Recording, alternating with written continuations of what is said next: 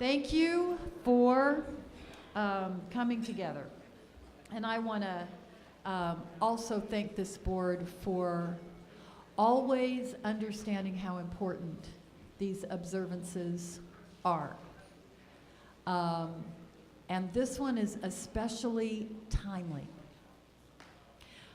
As you know, NEA, along with our partners, have been fighting to defend the basic fundamental tenets of our country, that is an immigrant nation, that believes that this is and should be a haven for immigrant families and refugee families. And we have heard the rhetoric around us growing more and more disturbing. Xenophobia, hate, racism, violence against immigrant communities and refugee communities is growing. In Gwinnett County, Georgia, a woman named Myra Telly, a teacher, found a note on her desk that she should take her scarf and hang herself. In Spotsylvania, Virginia, a local religious community was at a hearing. They wanted to enlarge their mosque. You have to get special permission to build a building. And a bunch of people showed up. And one person speaking against the permit said, and I quote, "Nobody wants your evil cult in this town. Every Muslim is a terrorist, period." This is not subtle. This is not new either. A Sikh's head covering will often make them a target. A gentleman named Suresh Bhai Patel was visiting his son from India, and he was detained by police in such a way that it caused partial paralysis, being treated so brutally. These are only some of the stories that we know of. You've probably read more. And these are only some of the perspectives that we read about that people all over the country, including our students, are experiencing. And it's why we truly believe as a union that injury to one is an injury to all. And now it's beyond just our union. We're looking at our entire communities, where if someone is feeling that pain of discrimination, even if we don't belong to that particular group, it is an injury to all of us, because we wonder which group will be next. And so we take these very, very seriously. And it's why we are so pleased to have Linda as our observant speaker today. And again, I want to remind you, we've put in your packets some reflection questions.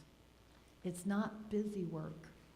Truly, if there's something that you hear or see that you say, this is vital to my role as a board member who will make decisions about the social justice work that we should be doing, we need to hear that. We need to hear your perspective.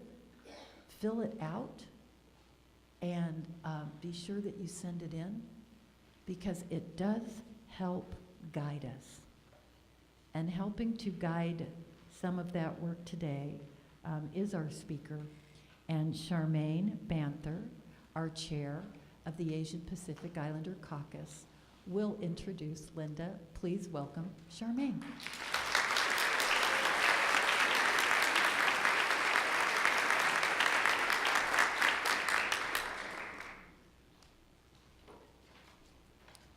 Good afternoon, everyone. On the stage today with us are our APIC members from the Board of Directors and our strongest allies, my EMAC sisters.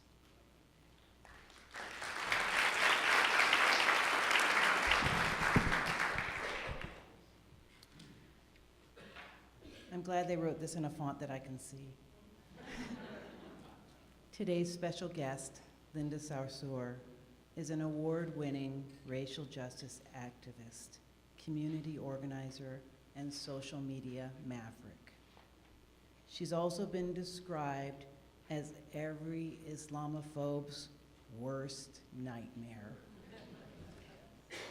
A Palestinian Muslim American born and raised in Brooklyn, Linda is a proud product and fierce champion of public schools. Although Linda only spoke Arabic the first 5 years of her life, she ended up at the top of her class due to the support, time, and attention her teachers gave her growing up. She said, "I love the way public schools are the life of the community. I love their diversity and their network of support they provide."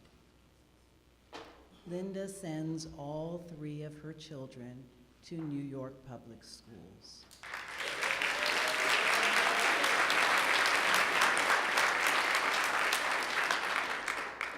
There she led a campaign, a winning campaign, to have Muslim holidays added to the school calendar. She was also instrumental in a successful Asian American campaign to have the city recognize the Lunar New Year. Linda's journey as an activist started after 9/11, when she witnessed disturbing acts of retaliation towards New York's Muslim community. She stepped up to connect families to volunteer services and co-founded the first Muslim online organizing platform.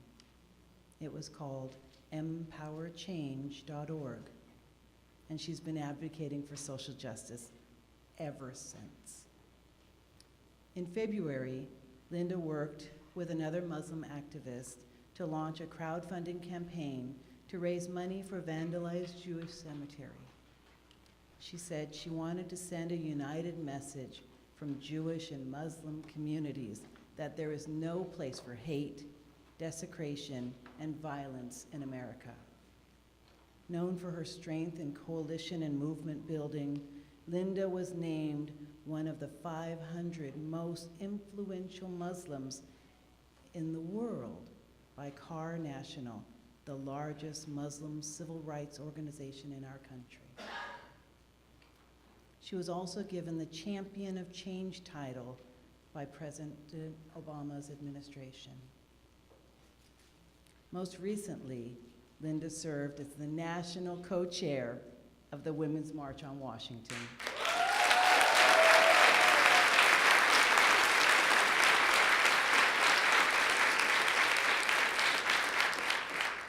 Did you know that that was the largest nationwide protest in U.S. history?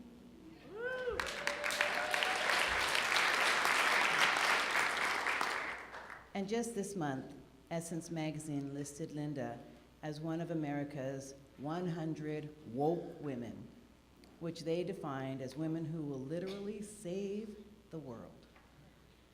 In just a minute, you'll see why. NEA, please give a rousing welcome to our fellow rebel rouser, Linda Sarsour.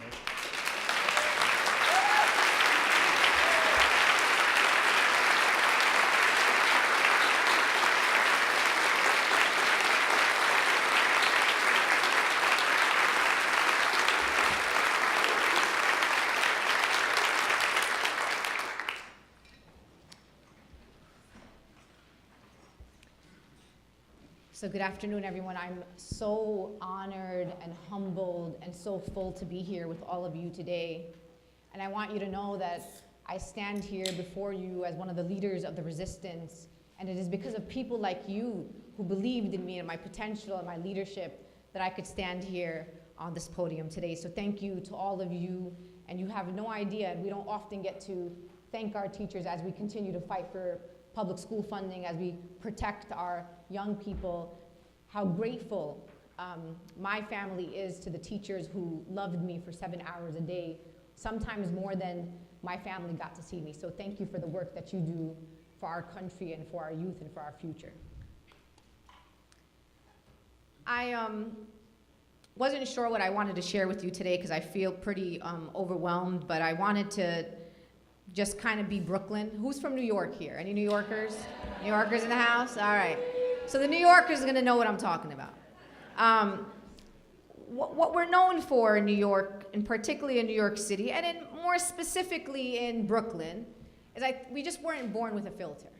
It's just something in the water. I don't know what it was.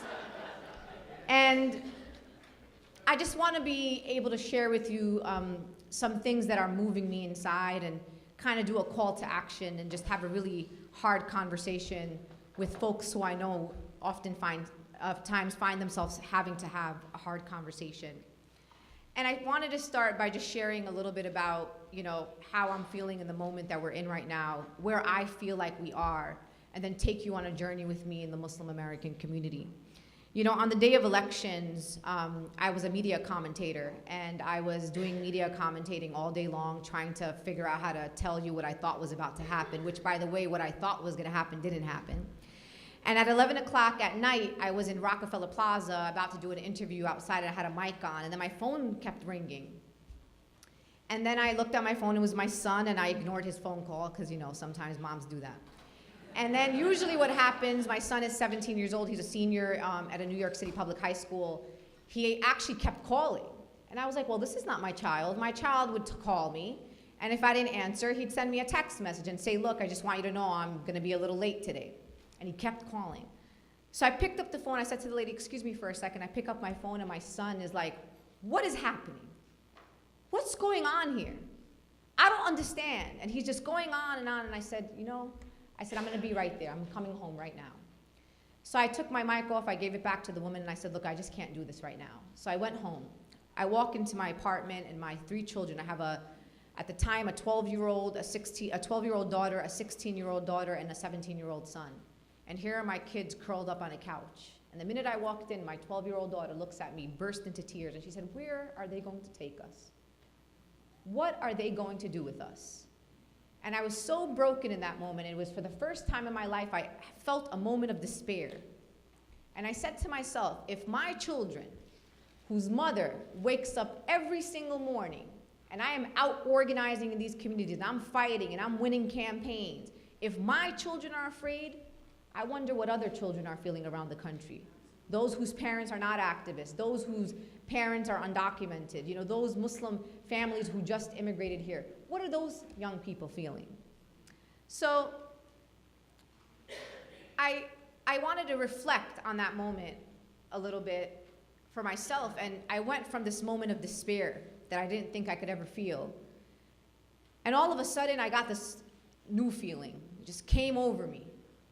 And I was outraged. I felt betrayed. I felt like someone said I didn't matter, that my community didn't matter, that my crying children didn't matter. And all of a sudden, for days after, I felt perpetual outrage. Until today, as I stand here before you, 100 days into this administration, I still feel perpetual outrage every single day. And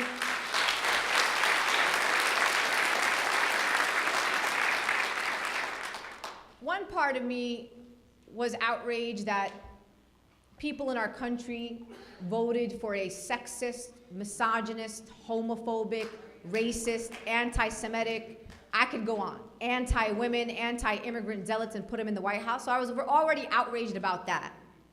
Hopefully everyone else here is quite outraged.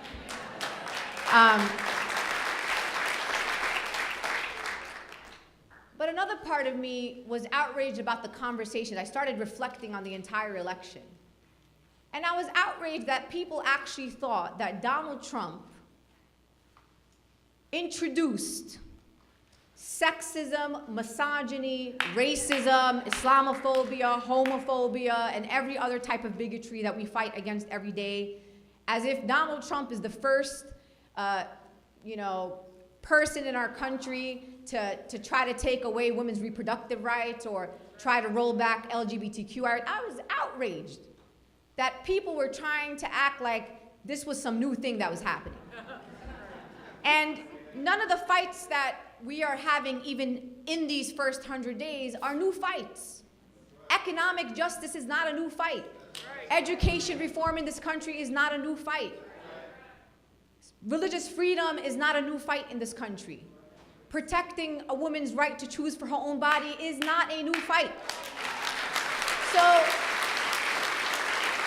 I realized that what we really needed to do was just fight harder than we already were fighting. Right. Now, personally for me, I was thinking to myself when I actually said it, I said, we're just gonna fight harder than, like, there are people in our country, I don't know if I could fight harder than I already was fighting. I was already exhausted. But then I realized it's a different moment. This isn't like, for folks when we lived under the Obama administration. Look, I had a love and hate relationship with President Obama. I loved him, I miss him, I wish he was my president, and again, I'll take him for 20 more terms if I had to at this point. But I was mad at him too. I was mad at 1,000 deportations of immigrants every day. I was mad at Patriot Acts and unwarranted surveillance of communities. Like, I had things to be mad at. But this is not President Obama. This is not George Bush. This is not Ronald Reagan. And so I want to take you, and I hope that people follow my line of thinking, because I think that in order for us to understand what we need to do in this moment, within our schools, within our communities, and in this country, we got to understand where we are right now. How many people in this room have ever been to the Holocaust Museum in Washington, D.C.? Pretty much almost everyone. But if you haven't been there, it's a place where you first and foremost have to prepare yourself emotionally to go into a space like that. It's a space when I sat in a corner and thought to myself, how did this happen on the watch of human beings? And I was so overwhelmed, and as I was walking around the Holocaust Museum, I saw a sign on the wall. And I stood like everybody else does, and you read the signs and you look at the pictures. And there was a sign that said, "Early warning signs of fascism." And this is what the sign said. I didn't write this sign. It said, "Disdain for human rights, disdain for the arts and intellectuals as we just defunded the National Endowment of the Arts. Powerful and continuing nationalism, rampant sexism, supremacy of the military as we just expanded our military budget more than it was already too expanded. Obsession with crime and punishment as we just created an office in the Department of Homeland Security for victims of crimes by immigrants." What?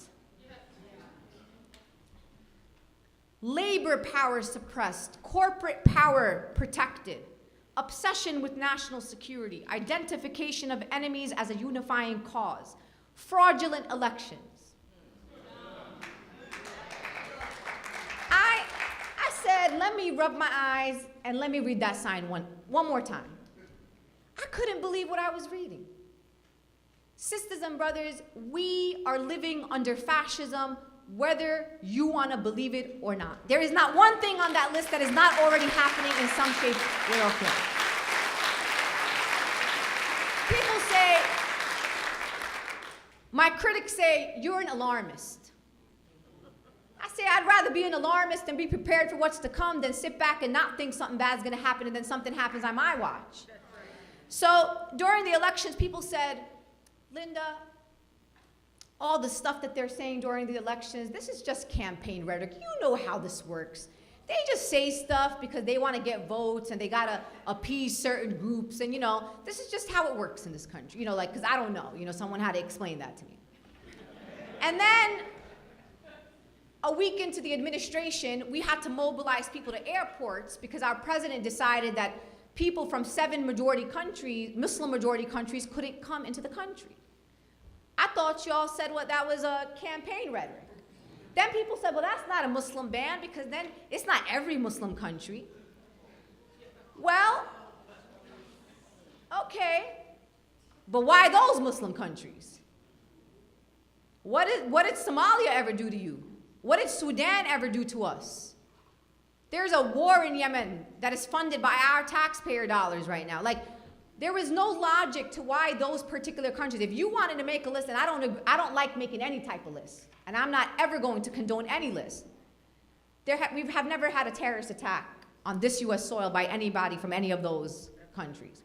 So you can start with 7 like they started in 2003 when they called on Muslims, Muslim men in this country in 2003 when they created the Department of Homeland Security.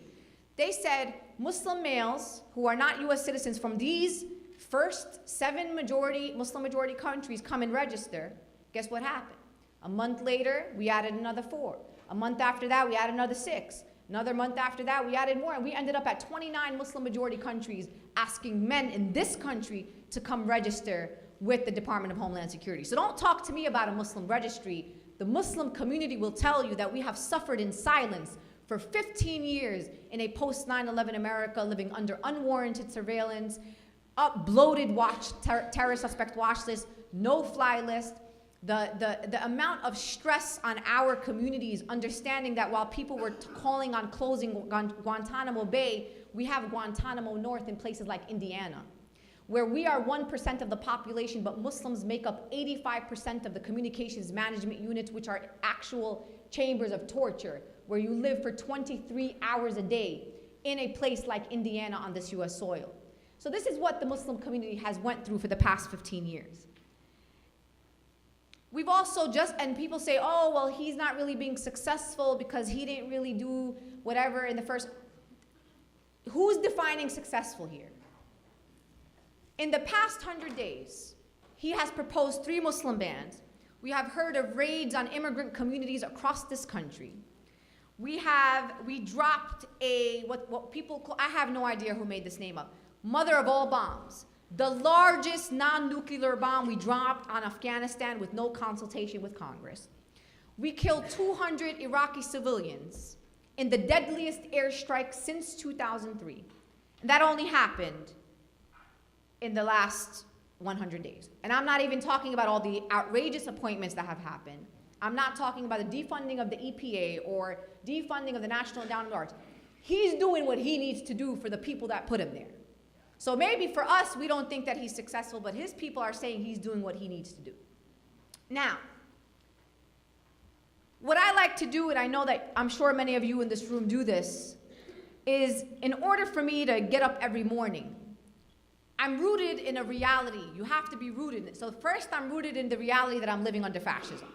That's where I'm operating from. But I'm also rooted in a reality of what my country is capable of doing to people. And I'm talking about those dark moments of our history. There is nothing wrong for us to say we love our country, but we also recognize that our country has done horrible things to people on the watches of the American people. This is not an opinion, or I'm not giving you an observance, or this is what I think happened. We're a nation that was founded on the extermination of indigenous people. That's fact of the matter. We can't deny that ever happened.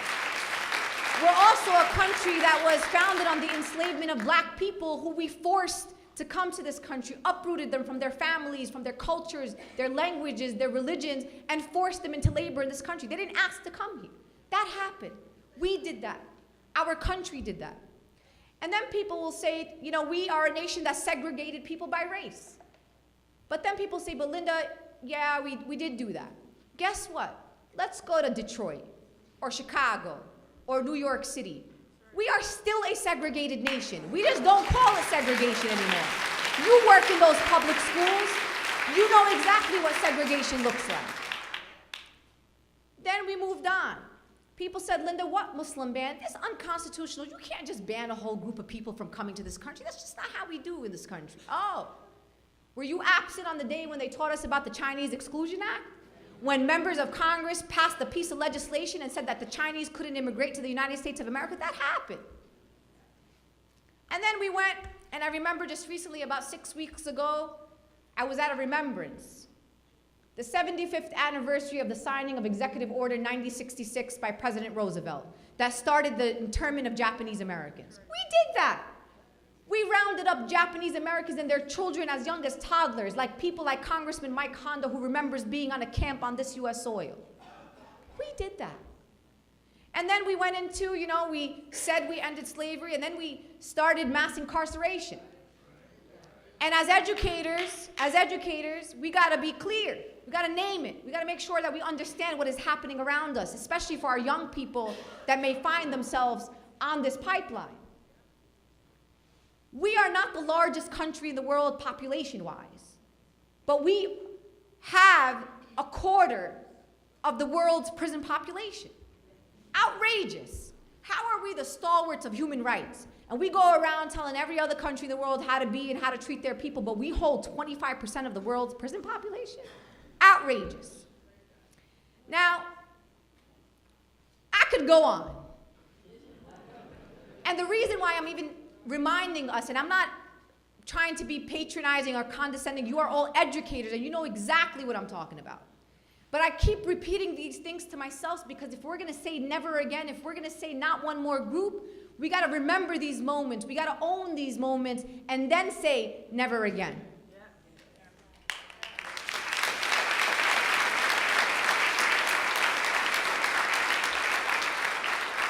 The other day, April 14th to the 16th, I was at a Muslim conference for the Islamic Circle of North America out in Baltimore.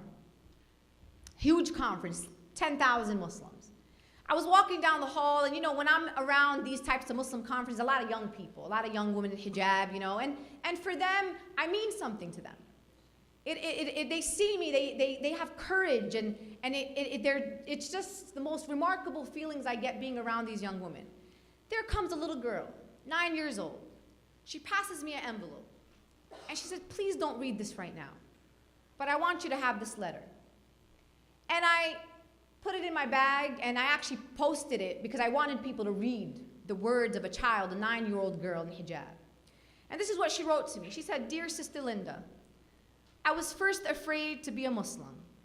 Sometimes I would cry. When Donald Trump was president, I felt lost. I had then lost the thought that I was Muslim. When I heard your speech, I realized that they can't do this. Now I feel more religious. I feel better. Thanks, Mubashira. This is just one little girl that found me at a conference in Baltimore. Muslim children. Many of our children do not know in America before 9/11. When 9/11 happened, my children were 2 years old, 1 year old, and then I had my third child in 2004. So this is all they know. All they know is a country that tells them that they don't belong here. A country that tells them your religion is a foreign entity and belongs on the other side of the world. A country that has labeled their community suspect. A country that tells them they have to apologize when somebody who claims to share their religion does something horrible to people across the world. I went to a public university. This is not just even the young middle school or elementary school age or even high school. I went to a public university and did a lecture a few months ago. And at the end, they had a question and answer, and a young Muslim boy from the Muslim Student Association, probably no older than 19 years old, stood up and he said, I got a question. He said, I want to know who lived in these United States of America at the time of Japanese internment camps. He said, I want to know who those people were that allowed for their Japanese neighbors to be hauled off with their children and put on camps. Who were those people? And he sat down. And the room was quiet, and took my breath away. And then a few days later, I'm sitting in my office, and I hear his voice again, and I say to myself, I know exactly who those people were. Those people weren't bad people. They were the silent majority. They were the people that closed their blinds. They were the people that believed in the campaign and the propaganda. This is where the dilemma comes for us as educators and people who want to be informed and inform others. How does something like Japanese internment happen? It's not random. People don't just wake up one day and say, you know what? I'm just going to go around and round up those Japanese. No, it takes time. It takes time to sell these types of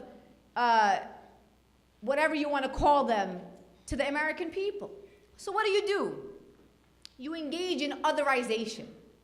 You tell the American people, you know, those Japanese Americans, they are not to be trusted. They are not loyal to this country.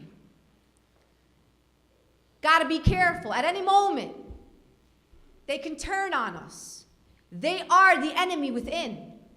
Does that sound familiar? Is that not what we're hearing? Islam hates us. The Muslim Brotherhood is taking over America. This sensationalism around building them up. People have been building religious institutions in this country since the days of its founding. Why all of a sudden is it so dramatic when a Muslim community wants to go figure out if the zoning laws allow them to build a mosque or an Islamic school? So we have to be really careful that this is not just, oh, some racist, this is some bigot. This is a calculated, coordinated campaign.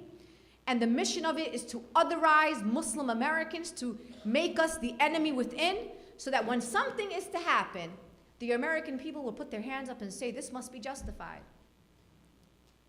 Though, man, that propaganda campaign was too good. So what we do is, when we see horrific things happen, we close our blinds and just act like we didn't see what happened. And I'm asking us in this room to be, and to commit and say no.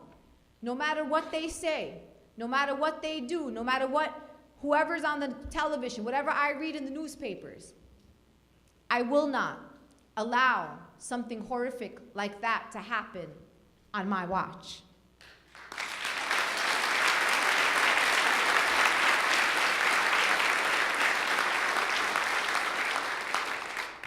But it's not just Muslim children. What I think Muslim children want is they want people to know who they are. You don't need to believe what the Muslim children believe. But you know what Muslims want you to know and want everybody to know? Is that this is our country. Muslims have been on the shores of these United States of America before it was called the United States of America. We were Muslim expeditionists from North Africa, from Turkey. They called them the Moors. We were also, when we decided to uproot and force enslaved Africans to this country, 25 to 30% of enslaved Africans were Muslims. Our children want you to know, and want everyone to know, that there have been generations of Muslims who have immigrated to these United States of America. That we as Muslims have contributed to this nation. That we who have lineage to enslaved African Muslims built this nation. Our immigrant families who came here generations ago built this nation. That we too deserve to live in a country that treats us with dignity and respect. That we came to a country that we thought was founded on religious freedom. And here we are in 2017, having young people in our schools, in our communities, who are afraid to proclaim that they are Muslim. Young women taking their hijabs off because they don't want to be identified as Muslim.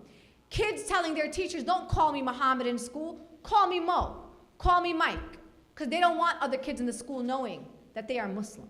This is not the kind of country that I want to live in, and I'm sure it is not the kind of country that you want to live in.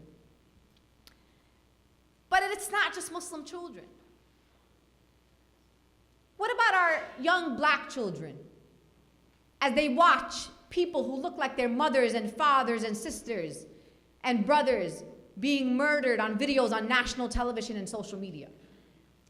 The trauma that occurs as they watch violence in their communities, as they see their schools not in comparison to the schools they see on TV, crumbling infrastructure in immigrant and black communities. When I was a part of the March to Justice, which was a 250-mile march from New York City to Washington, D.C., in honor of Eric Garner, who was murdered at the hands of the New York Police Department. And we carried 3 pieces of legislation to Congress, and we wanted to show people how serious we were, that we were willing to put 250 miles on our bodies, walking down Route 1 from Staten Island to Washington, D.C. And when we were in Baltimore, we heard that Freddie Gray died. After after he was brutalized in the custody of the Baltimore Police Department. And when we took a detour into the Western District of Baltimore, and as I was walking in the street, I asked the brother, I said, what's this building right here? He said, oh, that's the local public school. The public school had boarded up windows. The kids can't see the sunlight. So imagine you being a young person of color going to a school where you were sitting in a classroom that was dark and you couldn't even see the daylight outside. What kind of message do we send to our young people? What about our undocumented students? Have to worry when 3 o'clock comes if they're gonna go home and find their parents at home waiting for them, or if their father's gonna come home from work or their mother's gonna come home from work. When they had to hear on national television how Mexicans were rapists and criminals. Do you not think that impacts young people at such a deep, deep level? We should be ashamed that we allow those narratives to happen around us, and that we don't find more ways to intervene and tell our children that we love them. And I know, and one of the reasons why I send my kids to public school is because I know my public school teachers love my children. And when they know that I'm out here in these streets, they love my children extra. I'm serious. My son did all his college applications at the hands of New York City public school teachers, because they were there for me and my family. So I want you to understand that our kids are experiencing real trauma. I'm an adult. I'm 37 years old, and I'm being bullied. I'm being called a terrorist. I'm being called some woman with some twisted agenda. So imagine what our young people are feeling. If I, a prominent Muslim American in this country with deep relationships and allies, am being bullied by the opposition. Just imagine what those young people are feeling, especially the young people who are also seeing me be bullied in public. And that's why I can't falter. That's why I will not be silenced and I will not be intimidated, because there are young people that are looking for people like us to have courage in the face of opposition and fear. That's right. So, I'll end by just saying things that I would suggest, and I know many of you already do this. What gives my kids solace is I introduce them to people working in the resistance. I go on Facebook, I say, this is my friend. She's trans, and this is what she fights for. Here's my friend, she's from Colombia, and she's undocumented, and she fights for her people, and she fights for you.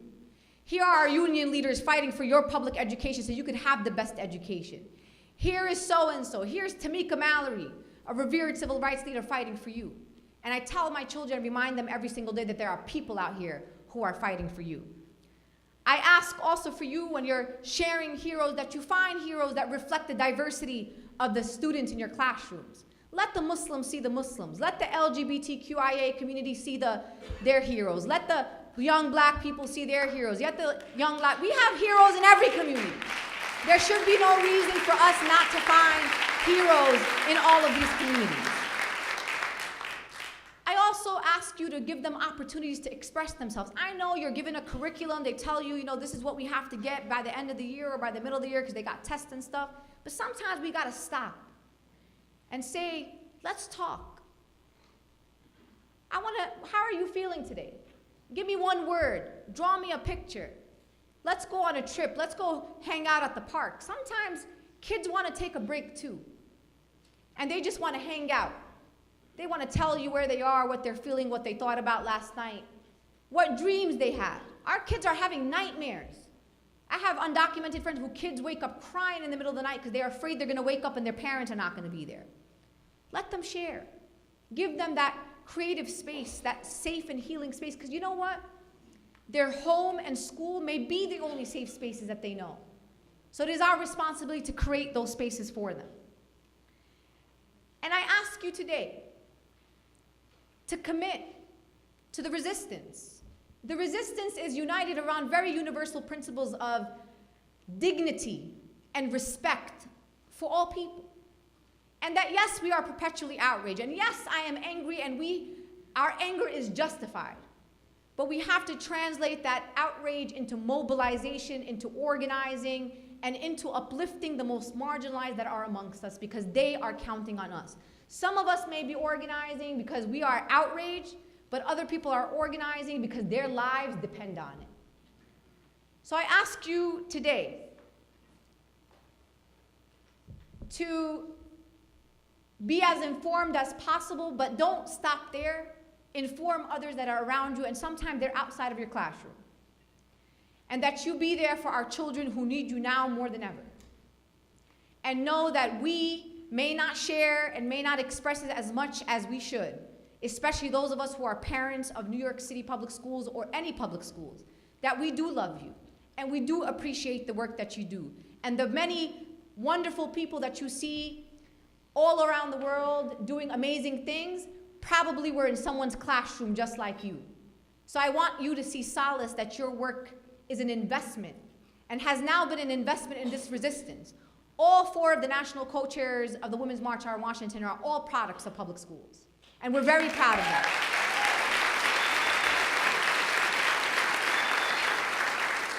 So I'm grateful to be here, and I want you to count on me that I will always be a champion for teachers, a champion for our children, and a champion for public schools. Thank you very much.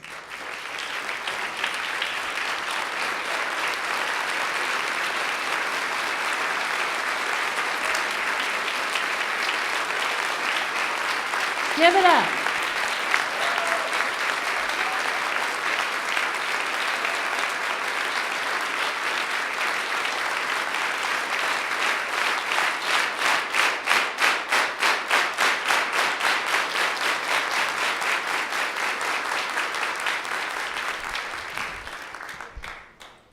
Linda, I'm guessing that no one has ever described you as sweet,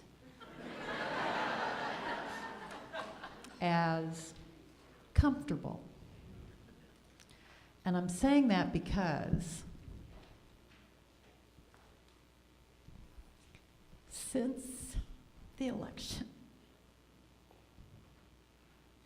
I receive a lot of messages from people in this room, from state and local leaders, from strangers who are members and not members, who are telling us they're not comfortable when they hear us speak out, when they hear me speak out about what we're facing, that it's more than testing, that it's more than protecting our pensions, that they're seeing something different this time. We will never waste a moment of your time putting someone on one of our observances who's there to make us feel comfortable.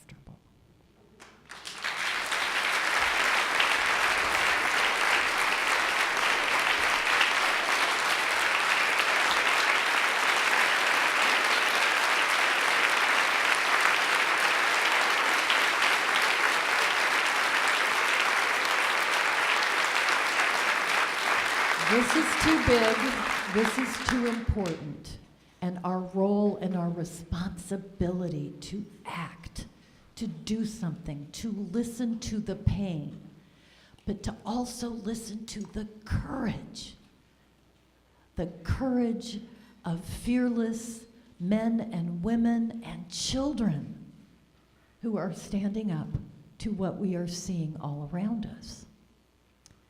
And so I will not apologize for our discomfort, but I do want to tell you I hear it, and I hear why. And I know for some of you it's, but my members, but my community, but it sounds like you're calling us racists or calling us, whoever us is. And no one is here to call names. No one is here to blame. We're here to understand. We're here to see with clearer eyes. And so I know, and I always assume if I'm talking to 3 people, one of them voted for Donald Trump. I just assume that. I assume that in this space right here, that we are not all of one mind. And so we hear someone like Linda, we hear someone like the speakers that come before us who are from outside our family for a reason, so that we can think and be reflective of how we received that message. What's going on inside of us as the decision makers for the most powerful union in the United States of America, and our responsibility to use that power in a way that impacts the children, the students, their parents, our communities. We take it so seriously. And so I just feel that it's a blessing to have this space, to be uncomfortable sometimes. That's how you grow. That's how you stretch those muscles. I am serious when I tell you we need you to fill out that reflection on what this means. It helps guide us. And I want us one more time to thank Linda for that powerful, powerful